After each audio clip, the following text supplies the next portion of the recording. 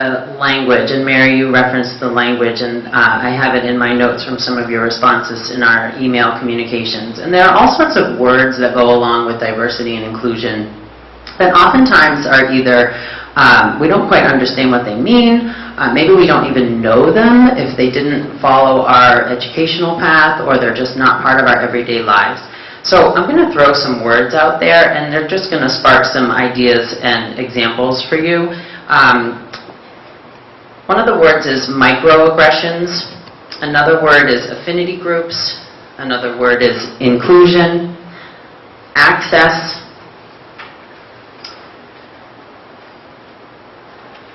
melting pot or garden salad, assimilation, allies.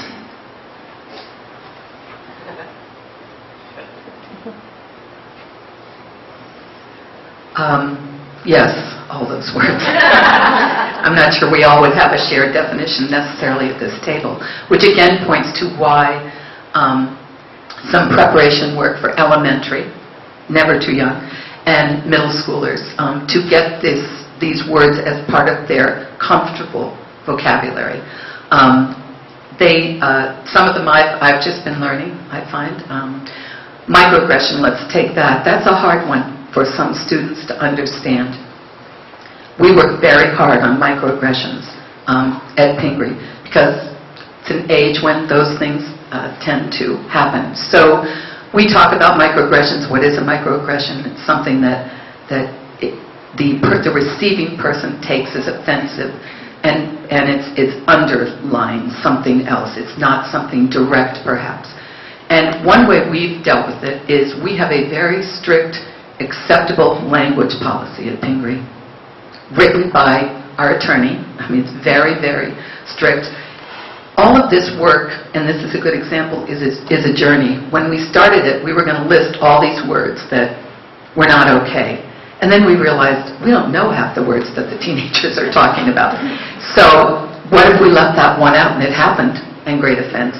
So how we do it is any word that makes the receiving person uncomfortable is not acceptable. We recently had an incident where the student who said the word said, "I didn't mean anything." But what we did is had our educational step where we met together, explained to that student why that other student found it offensive.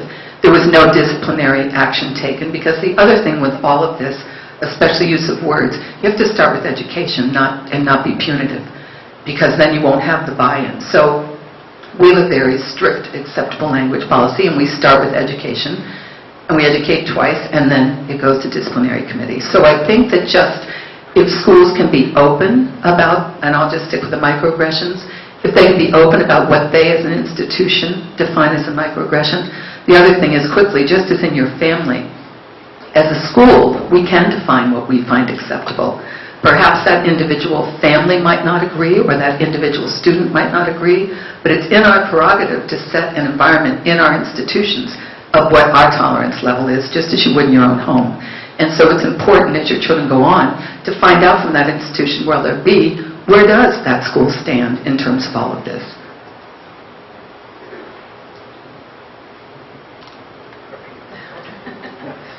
We have a lot of things to say. I want to piggyback on the microaggressions. That's something that we have been discussing for a full year at Phillips Academy. It's something that came out of the students. We have a student-run newspaper, The Philippian, and students started writing about microaggressions.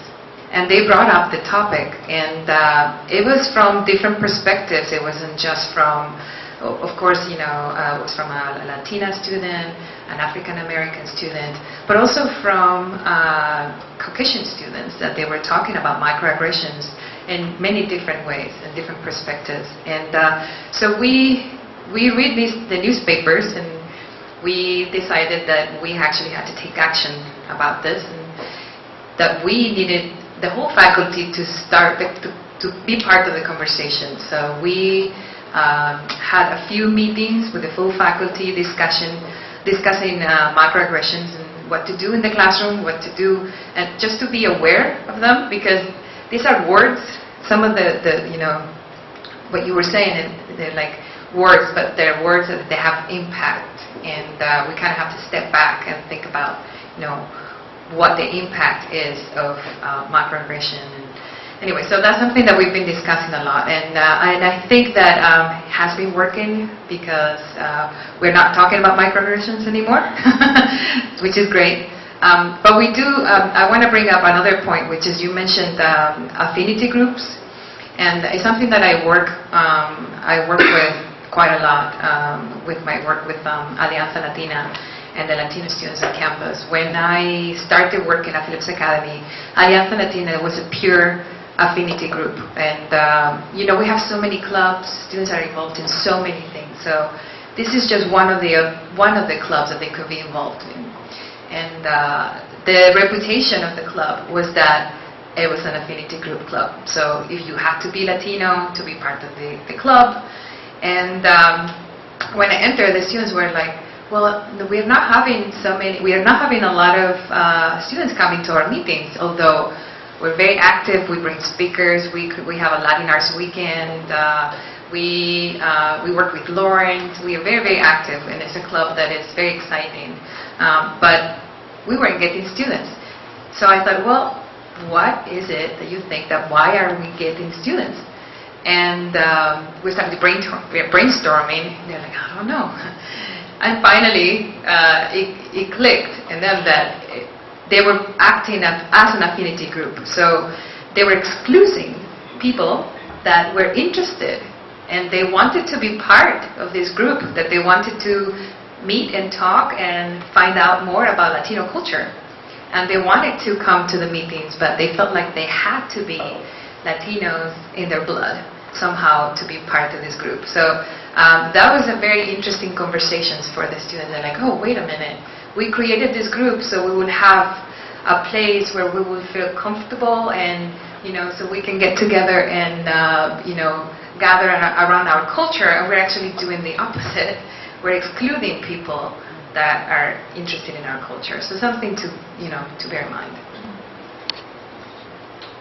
Well, there are a lot of rich words that just go in a slightly different direction. Middle school is a vulnerable time, an insecure time, a time where our best attention certainly does not exclude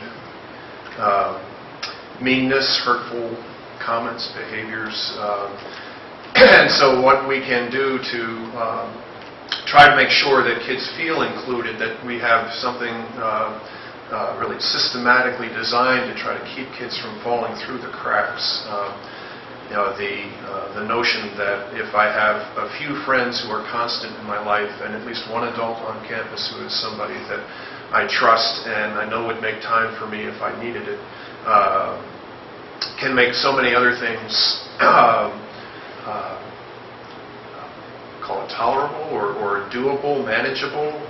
Sometimes it's a matter of trying to help somebody take something that is really this big but feels this big today. 13-year-olds are good at that, right? To gain perspective, but more than anything else, we know that if a kid is feeling excluded, if a kid is feeling as though he or she has no allies, that that's going to trump my best lesson plan, my most wonderful anecdote, because they've come into class with something that is preoccupying them, that is hurtful for them, and until that somehow or other gets some attention, it's going to be hard for them to break through it. The advisor system in the upper school is meant to try to enunciate the value that this is the person who this year at least will be trying to keep a good eye on you, to be both your advocate. Well, you're an advocate either way, right? If I'm saying way to go, or we need to talk. Both of those things are important. And likewise, that we hope that by the time the kids are coming through, say to grades 8 or so, that I have advisees this year who I hope are always feeling as though I would want to talk with them, and likewise, they would not hurt my feelings if they somehow or other said, well, he's all right to talk to if I'm a little frustrated about my history grade. But this other thing, my 7th grade social studies teacher, my 6th grade IM field hockey coach, I've hopefully had the opportunity to make these kinds of bridges, and that is something that as a faculty, for example, a couple of times a year we'll go through an entire grade, and each of us with a marker put a dot next to a child's name with the idea that let's take a step back, and if these dots represent this is a kid that I believe, I don't know if he or she would say the same thing, but I would believe would come to me. How are we doing? And who are those kids who have just one dot, maybe 2 dots? We certainly hope that there's not going to be anybody who has none at all. But in the event, then we need to be proactive. So it has to be, as I was saying before, just very high on our agenda that these middle school kids are feeling as though they are included, and if they're not, that there's somebody who is working with them, helping with them, empathizing with them to make things better. Just a quick poll. If you could show me with your thumb, this way or this way, if you think you understand what microaggressions are. Let me see it.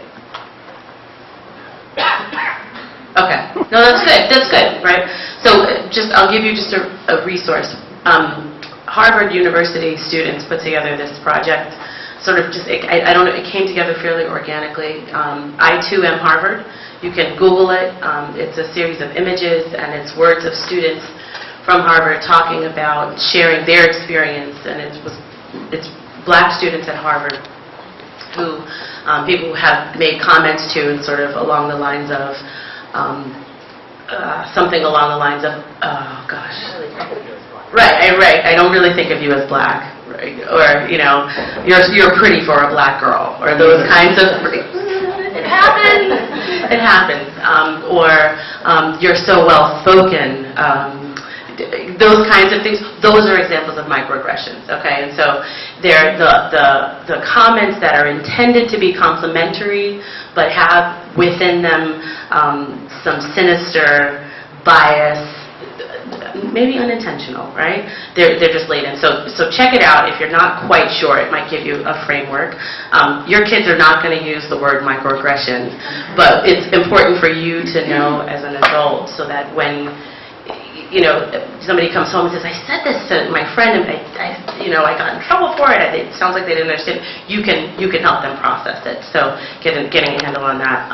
One of the other things that I struggle with in the work that I do, and then also in supporting my daughter, is she is in the minority and needs to have people who she can rely on. It is very important for kids to feel connected. And so what schools struggle with is, what is there for the white student to do in the diversity conversation? And so the important thing, I think, to take away in a conversation and in a morning like this is it's everybody's responsibility to be involved in diversity work, and the ways that it can be effective are for those who are in the majority, whatever it is, right? So if you go to China, it's people who are Chinese, right? But those who are in the majority can be the allies for the people who are in the minority, whatever it is. So the able-bodied can be an ally for those who are disabled, right? Those who are, they don't have any issues with learning disabilities can make sure that the school is ready to support students who may come with learning disabilities. So it's just working and being in a mindset of the ability to be allied, and that all rests with empathy. That's the foundation of it all, is the ability to be empathic. If I'm remembering the list of terms properly, I think everyone probably has a good understanding of how melting pot and assimilation go together. So I don't think we probably need to do that just generationally. I think the only one left over then is access. And that probably hits, as you might expect, on the socioeconomic diversity side of things, where there's a responsibility, really at the school level, for us to make sure that those programs that we offer that are enriching, an exchange program or an opportunity to go on a trip, a weekend activity, are available to all of the students in the school, and we do not exclude based on socioeconomic wealth or disposable income or however you want to define wealth. And I do think it's important as parents to keep in mind that the nature of our schools is intentionally diverse socioeconomically. And so sometimes it's really important to understand why a student might feel excluded based on the car or on the clothes or on the opportunities or on the conversation about summer vacation. And it doesn't mean that your child can't be happy or proud of an opportunity they've had, but if they're aware that those opportunities are not possible for a significant percentage of the student body, that's an important message to pass along. So thankful for all of these really, I think I'm getting a neck cramp with my nodding for all of everything that you're sharing. So I'm going to change the topic just slightly and more toward pedagogy and curriculum and teaching and learning and a little bit more classroom-based and looking at that through the lens of diversity and inclusion. And one of the things that came up in my communication with our panelists is the Harkness table, and the Harkness table of the 20th century and now the Harkness table of the 21st century. And it was Mike who mentioned it first. So I'm going to hand it over to him. I'm going to ask him to explain even what the Harkness table is before he then gets into the broader topic. And I do defer to the members here and people in the audience, but here's my general quick history lesson, and then snapshot of maybe the differences between how the Harkness table developed over the 20th century and now maybe how it's changed. And I defer. I'm not right because I'm speaking first, right? I'm just speaking first. The Harkness table comes from Professor Harkness at Phillips Exeter, and the concept behind it actually comes out of industry at the turn of the last century. If you think of the car industry, the idea was that if Ford wanted to create a more powerful car, if he surrounded in a room the leaders of those who were responsible for developing cars, designers, engineers, glass, metal, rubber, and gave them a challenge, put bright, talented, ambitious people in a room who had the capacity of knowledge that they could really create new ideas, that they could be truly creative and be able to test them intellectually and move them forward. And so what Harkness did at Exeter is he said, this is a great advancement of the Socratic method of teaching, that a true master teacher who trusted 12 in the classroom of bright, talented, ambitious students to do their reading, to think about it, then he could ask provocative, probing questions that would then allow for more expansive thought from the students in the classroom. And it fundamentally works as a concept for education because that child who's writing about To Kill a Mockingbird, who is trying to struggle with the human condition or ideas of justice, that has ideas provoked in the classroom, then can write what they consider a truly original thesis statement and then supporting evidence in that essay that's assigned by Mr. Morris about To Kill a Mockingbird. Now, you and I know that it's not truly original or creative. There are probably thousands of papers that had very similar thesis sentences, but what is being trained for that student is to think for themselves, learn for the sake of learning, expand their ideas, put them forward, and then defend them. Wonderful practice for real world, using content. At a fundamental level, the Harkness table, as you move forward in the 21st century, isn't changed in pedagogical practice. What's different, perhaps, is the perceived outcomes. Because at this point, at least for our school, and I think it's generally shared as you raise your hands from different towns, or we recognize the difference of opinions that come from cultural difference, from geographic difference, from socioeconomic difference, is that same book or a poem or a concept that's coming out of a foreign language, if you're reading Camus in French, is going to provoke a wider variety of perspectives that come from that individual's background. And that's perceived as an inherent good. Because as important as intellectual nimbleness is, and always has been in the Harkness table discussion, cultural nimbleness is becoming increasingly valuable and important in our schools as training, as what a student needs to have leaving.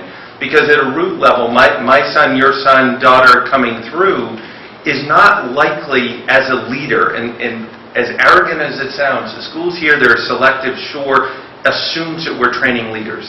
That's what we're assuming. They're going to make a difference in business or in their community or even just in their family as a leader and a moral leader within the family, that their exposure to greater difference of opinion will help them as they take that job that probably isn't going to be in the North Shore of Boston, right? To pursue that opportunity where they have to embrace the bombardment of information and maintain that intellectual nimbleness, recognize bias, create that thesis, articulate it in lots of different ways, all good.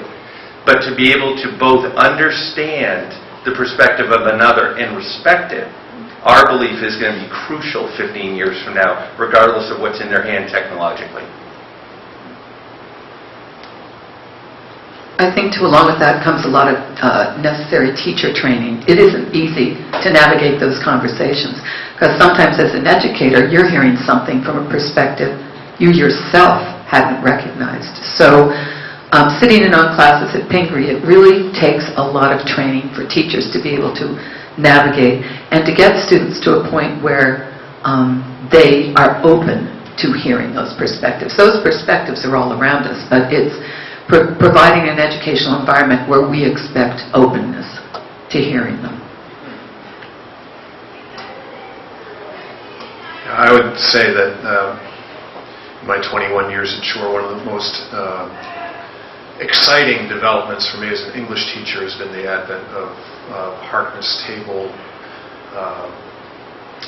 alignments, Harkness table philosophy and discussion. Saying is that I can tell you there is a profound difference in my English classes from 5 years ago to today in a Shore 8th grader's ability to come in and see that my rectangular tables have been rearranged into one large table, and that there's a cue then as to what is going to be going on. And whereas 5 years ago kids were much more oriented towards speaking to me and wanting to see my head nod or see affirmation from me, there's a real buy-in to the idea that, yes, we've done the reading, we've done our annotating, some of us to a fault, some of us maybe could have done a little bit more. But in any case, in all seriousness, we're ready to discuss, and I see the progress really on a year-by-year basis as far as the kids being able to do a really pretty remarkable job of listening to one another, building on each other's points, being aware if they're getting off topic, having some of those aha moments where I'm right, but now I've listened to you, I hear that you're right too. And maybe I haven't changed my mind, but I am respecting your point of view. And so I would also want to emphasize that at a time where developmentally I get a lot of, well, this is probably wrong, but, or this is a bad idea, but kind of preambles. I'm hearing fewer and fewer of those. And the kids are, again, are not so much speaking to me as they are speaking to each other.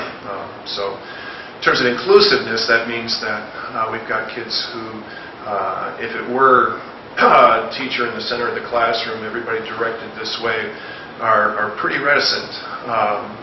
Those voices, I find, are much more comfortable and much more likely to speak in the Harkness model.